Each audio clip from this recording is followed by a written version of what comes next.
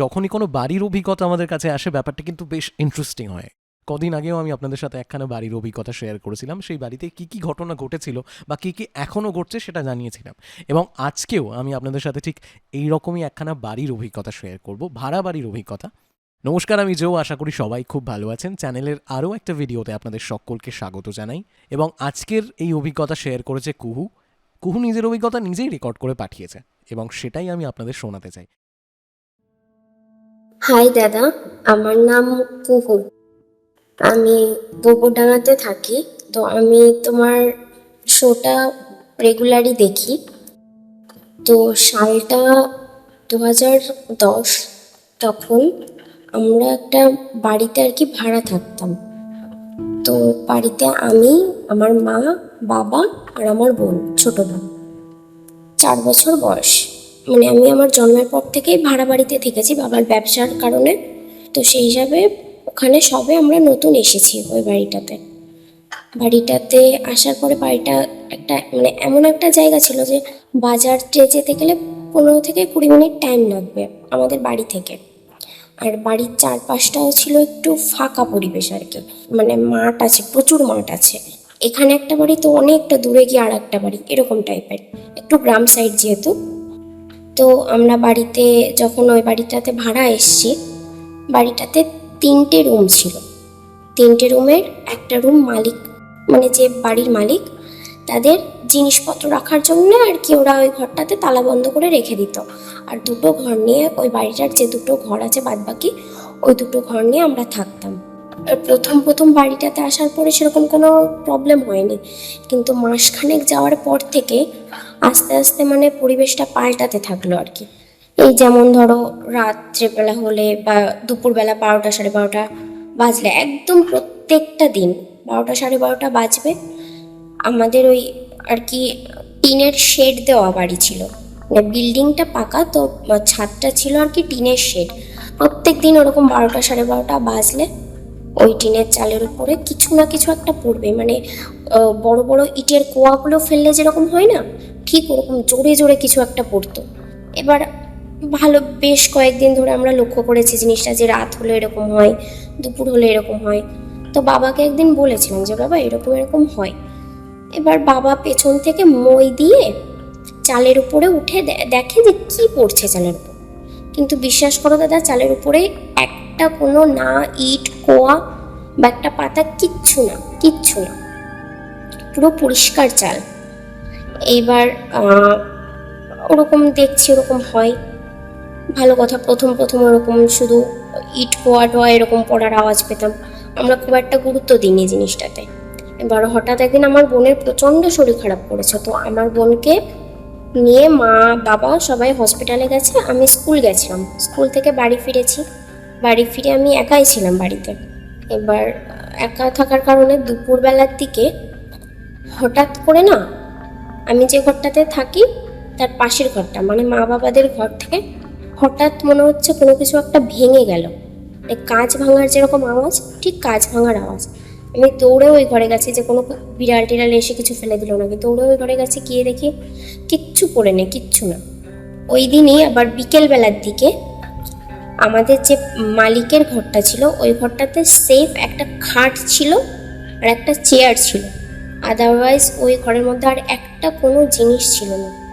কিন্তু হঠাৎ করে মনে হচ্ছে ঘরের মধ্যে কোনো বাচ্চা, মানে একটা ছোট বাচ্চা হাসলে খেলা করলে যেরকম টাইপের আওয়াজ হয়, 6-7 মাসের বাচ্চা হালকা হালকা কথা বলছে, সেম ওরকম টাইপের। এবার যেহেতু ঘরের জানলা দরজা সব বন্ধ, আমি ওই জানলার নিচে হালকা ফাঁকা ছিল, ওই ফাঁকা দিয়ে দেখার চেষ্টা করছিলাম যে আসলে ঘরের মধ্যে কী হচ্ছে। কিন্তু আমি যখনই ওই জানলার সামনে যাচ্ছি তখনই ওই শব্দগুলো বন্ধ হয়ে যাচ্ছে। 3-4 বার আমি এরকম দেখলাম, কিন্তু কোনোবার, মানে আমি যতবার জানলার সামনে যাচ্ছি ততবার ওই শব্দটা বন্ধ হয়ে যাচ্ছে। কিন্তু আমি আবার যে ঘরে আসছি, আবার ওরকম একটা বাচ্চার কান্নার আওয়াজ। এবার ওই দিন আমি সত্যি প্রচণ্ড ভয় পেয়ে গেছিলাম। ভয় পেয়ে গেলে আমি তাড়াতাড়ি করে গেটে তালা দিয়ে আমি বাইরে চলে এসেছি। বাইরে চলে আসার পরে আমি, মানে মা বাবা না আসা অব্দি আমি বাইরেই বসেছিলাম। বাইরে বসে থাকার পরে মা বাবা এসে আমার কাছে জিজ্ঞাসা করেছে কি হয়েছে। আমি বললাম সব। মা বললো যে তুই একা আছিস, হয়তো এই কারণে ভয়ে মানে হ্যালুসিনেট হয়েছে বা কিছু এরকম। বললো আমি, তারপরে গেল। এবার কিছুদিন পর থেকে দাদা মাও এই জিনিসটা বুঝতে পারতো, যেহেতু বাবা সবসময় বাইরে থাকতো কাজের জন্যে। এবার আমি মা বোন তিনজনে থাকতাম বাড়ির মধ্যে। এবার ওরকম প্রত্যেক দিন দুপুর হলে মনে হতো কি বড় লোহার কড়াইগুলো হয় না, ওই কড়াইগুলো একটা ফ্লোরের উপর টানলে, মেঝে দিয়ে টানলে যেরকম টাইপের আওয়াজ, সেম ওরকম টাইপের প্রত্যেক দিন দুপুর হতো। মনে হতো কি ওরকম কিছু একটা কড়াই ধরে কেউ সারা ঘর ধরে টেনে নিয়ে বেড়াচ্ছে। ওই বন্ধ ঘরটার থেকে আওয়াজ আসতো, কিন্তু ওই ঘরটার ওই জানলার কাছে যখনই কেউ যেত শব্দগুলো বন্ধ হয়ে যেত।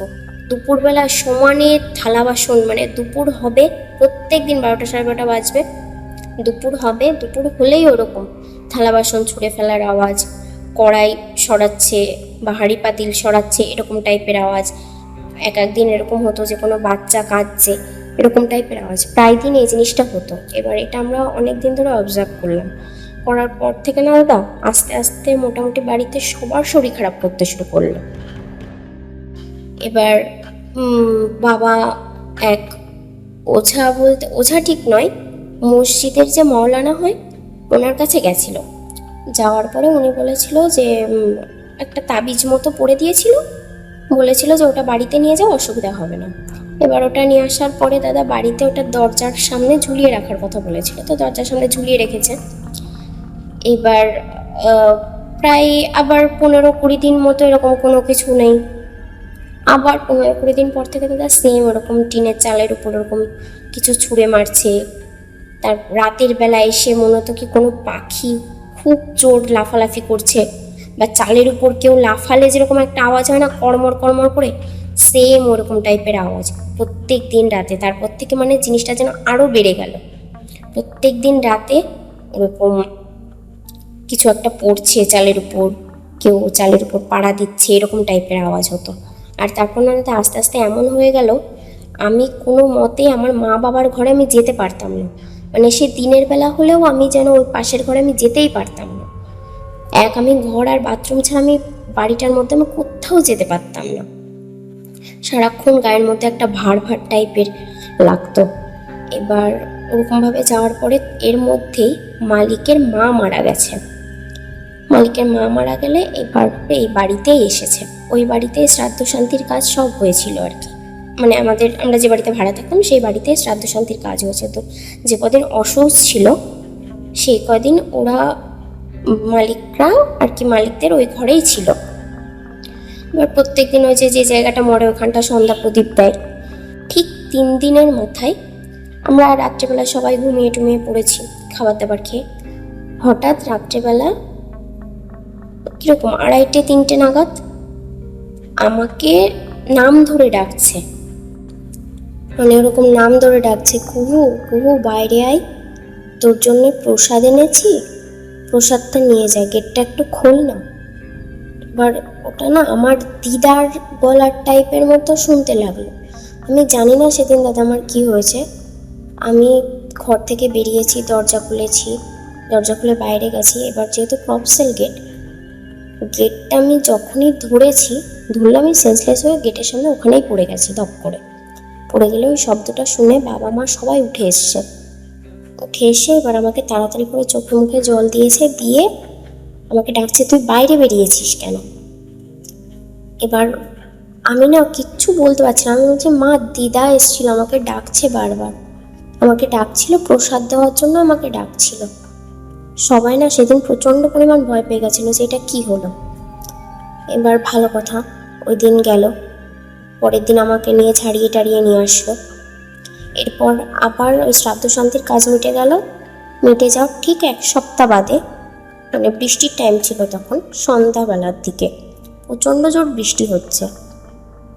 এবার আমার বাবা মানে মোটামুটি ওই 7টা 7:30 নাগাদ বাড়িতে চলে আসতো। এবার সেদিন ওরকম খুব জোর বৃষ্টি হচ্ছে। এবার আমি পড়তে বসেছি, মা বোনকে নিয়ে পাশের ঘরে বসে আছে। এবার হঠাৎ ডাকছে, আমার বাবার গলার আওয়াজ, সেম আমার বাবার গলার আওয়াজ, জোরে ডাকলো, এ মা মা দরজা খোল। আমার বাবা আমাকে মা বলে ডাকে, তো বাবা 2বার ডাকলো, এ মা মা দরজা খোল। আমি প্রথমে বুঝতে পারিনি যে বৃষ্টির মধ্যে ভুল শুনলাম নাকি, আমি চুপ করেছিলাম। মানে 30-40 সেকেন্ড বাদে আবার ডাকলো, এ মা, মা দরজা খোল। আমি এবার না তাড়াতাড়ি করে চাবিটা নিয়ে গেট খুলতে গেছি। যেই আমি গেটটা খুলতে গেছি, গিয়ে দেখি ওখানে কিচ্ছু নেই, কিচ্ছু না। আমি ওটা দেখে না আমি সত্যি প্রচণ্ড ভয় পেয়ে গেছি যে ডাকলো কে। আমি তাড়াতাড়ি করে চিল্লিয়ে মাকে ডাকলাম, ও মামা দেখো, বাবা এসে ডাকলো, কিন্তু বাইরে এসে দেখছি বাবা নেই। মা বলছে কই, কেউ তো ডাকেনি। বলছি না বাবা, জোরে ডেকেছে, দুবার করে ডেকেছে, মা দরজা খোল, দরজা খোল। এবার মা আমাকে বলছে না তুই ভুল শুনেছিস। আমি বলছি না, আমি ভুল শুনিনি, দুবার ডেকেছে, দুবারই আমি ভুল শুনবো। এবার গেল, বাবা বাড়ি এসছে 9টা-9:30 নাগাদ সেই দিন রাত্রে। আমি বাবা বাড়ি আসে সঙ্গে সঙ্গে জিজ্ঞাসা করেছি যে বাবা তুমি কি 7টা-7:30 নাগাদ এসছিলে? তো বললাম না, আমি তো আসিনি।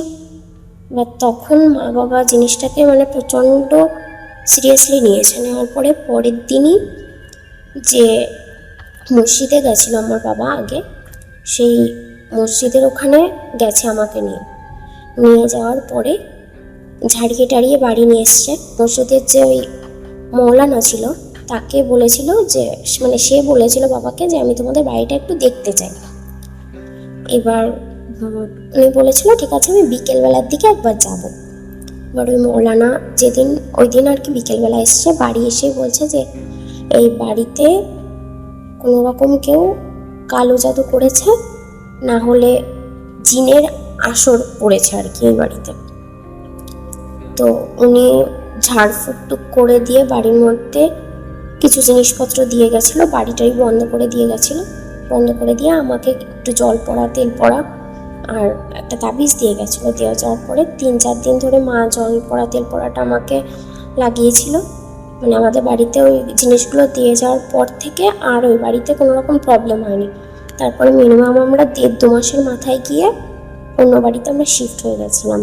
তো দাদা জানি না এটা ভূতের জিনিস না কি, কিন্তু এই জিনিসগুলো যেগুলো আমাদের সঙ্গে ঘটে গেছে আসলে রাতের ঘুম কেড়ে নেওয়ার মতো দিন ছিল সেগুলো, যেহেতু আমি খুব ছোট ছিলাম। তো এই ছিল আমার কথা। থ্যাংক ইউ দাদা। আপনি যে বাড়িতে এতদিন ধরে রয়েছেন সেই বাড়িতে যখন এমন কোনো ঘটনা ঘটে, আপনারা যখন জানতে পারেন যে এই ব্যাপারগুলো একেবারেই নর্মাল নয়, তখন কিন্তু সেই বাড়িতে থাকা বেশ ভয়ের। যাই হোক, কুকুরা এখন অন্য বাড়িতে শিফট করেছে এবং সেখানে তারা বেশ ভালোই আছে। আশা করি আজকের এই অভিজ্ঞতা আপনাদের ভালো লেগেছে। নিজেদের ফিডব্যাক অবশ্যই শেয়ার করবেন এবং আমাদের ইউটিউব চ্যানেলের পাশাপাশি আমাদের ফেসবুক পেজেও কিন্তু নিয়মিত অভিজ্ঞতা শোনানো হয়। আপনি যদি এখনও আমাদের ফেসবুক পেজটা দেখে না থাকেন, একবার ঘুরে আসতে পারেন। সমস্ত ডিটেলস দেওয়া আছে ডেসক্রিপশনে। আর হ্যাঁ, আবারও বলতে চাই, আপনি নিজের জীবনের যে কোনো রকমের এক্সপিরিয়েন্স আমাদের সাথে শেয়ার করতে পারেন। কিভাবে শেয়ার করবেন? আপনাকে লিখতে হবে অথবা রেকর্ড করতে হবে, তারপর সেটা পাঠাতে হবে আমাদের ফেসবুক পেজে, অথবা আপনি মেইল করতে পারেন। আমাদের ইমেল অ্যাড্রেস storywithjoe@gmail.com। আপনাদের সবার সাথে দেখা হবে পরের ভিডিওতে। ততক্ষণ সবাই খুব ভালো থাকবেন।